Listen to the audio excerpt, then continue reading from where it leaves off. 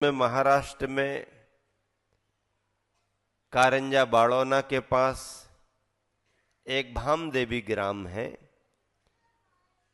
हमारे महाराष्ट्र प्रवास में मंदिर का जीर्णोद्धार करके 3 मंजिला बहुत बड़ा मंदिर बनाया। उनके भाव काफी समय से आचार्य श्री के संग सानिध्य में पंच कल्याणक कराने के थे। आचार्य श्री सिरपुर की ओर जा रहे थे, तब भी समाज ने भारी निवेदन किया।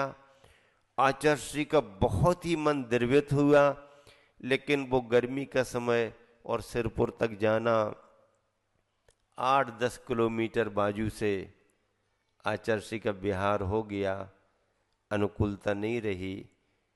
आशीर्वाद दिया, मुनिवर योग सागर जी को संकेत दिया। योग सागर जी वहीं पर पंच कल्याणक संपन्न कराने के निमित्त से हिंगोली में विराजमान थे, लेकिन अचानक अस्वस्थता के समाचार सुनकर के उन्होंने विहार कर दिया। मेरे लिए भी बहुत प्रयास किए। गुरुदेव ने ये कहकर के ही मुझे राजस्थान से नेमावर बुलाया था कि दर्शन कर लेना और महाराष्ट्र के कुछ जो भी कार्य पड़े हैं उन्हें आपको ही वहां जाके संपन्न कराना। सौम्य सागर जी महाराज जी का पत्र आया था घाटोल में, लेकिन वह सब होते हुए कल तक की स्थिति यह थी कि कोई भी संग इनको नहीं मिल रहा था।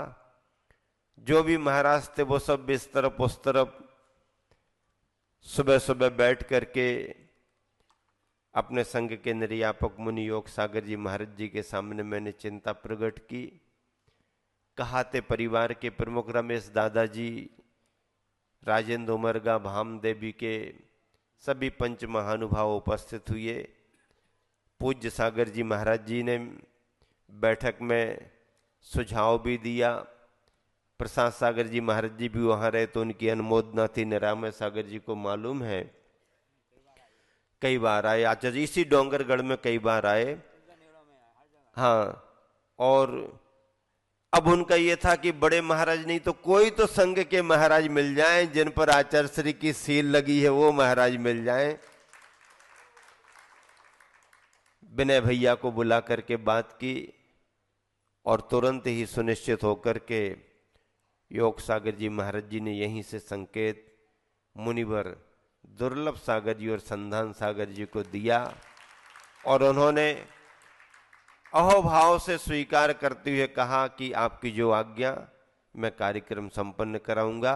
और उनको निर्देश दिया गया कि कार्यक्रम संपन्न करा के आपको उस दिशा में आगे बढ़ना है, शेष आगे समाचार देंगी। ये संघ का बहुत बड़ा उत्तरदायित्व है। जवाबदारी को आगे बढ़ाने की एक बहुत बड़ी निष्ठा है। और मुनिवर भी संघ के कैसे जो आपने आज्ञा दी है उसका पालन करेंगे, तदनुसार कार्य करेंगे। यही हमारे गुरुवर आचार्य श्री की कृपा और उनकी प्रामाणिकता का फल है।